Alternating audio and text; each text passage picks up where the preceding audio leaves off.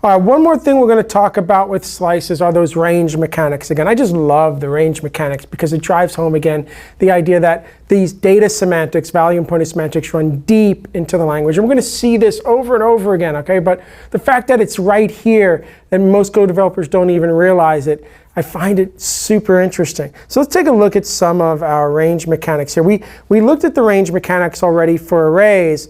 And it's going to be very similar here, but let's just kind of look at what's going to happen and we'll run it. So here we are again on line 12 with our array of 5 strings, Annie, Betty, Charles, Doug, and Edward. And this time on line 13, I'm starting with the value semantic form of the for range. Now, if we go ahead and draw this out, what are we going to see? That friends array, right? I'm sorry, array, not a array, a slice, looks like this, right? It's the pointer, and it's going to have 5 strings, and there they are, 1, 2, 3, 4, 5, 0, 1, 2, 3, 4, right? And we know what we have in there, Annie, Betty, what is that, Charles, Doug, and Edward. There they are, right there. This is the slice we have. But remember something right now, we're using our value semantic form of the for range, which means that that for range isn't operating against this slice, it's going to be operating against its own copy.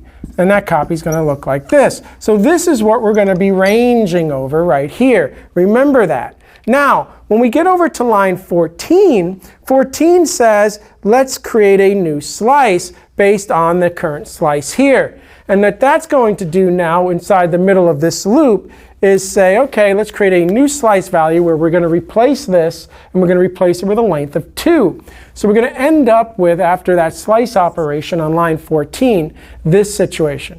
But guess what? It doesn't cause us any pain because we're not slicing over this, we're slicing over this. But what happens if we switch over to our pointer semantics, right? On line 19, we have those pointer semantics again. There's our array.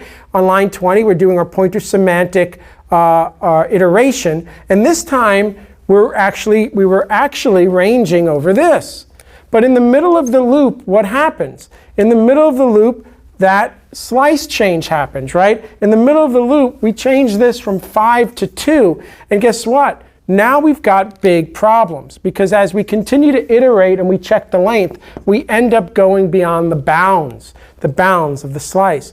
So if you see this code, the top one's going to work, but the bottom one panics out, which is really interesting, right? Because what is the whole point of the value semantic and that everybody's operating on their own copy of the data? The idea is that we're safe from those mutations, right? The side effects from the outside, we're only mutating on the inside. So in the case of the first range, we're protecting ourselves from that mutation on line 14. The mutation on line 14 doesn't affect us because we're not ranging over friends, we're ranging over a copy of friends. And since the length and everything, the backing array doesn't change, life is good. When we're back on the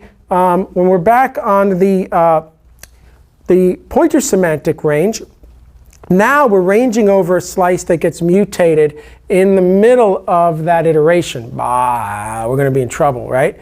So again, it's that idea that value semantics protect us from kind of mutation because all of that is done in isolation. When we're using our pointer semantics, we've got to be really, really careful. And again, what you're seeing is that these ranges on the value side make a copy of the slice value. On the pointer side, we're going to be iterating over the original.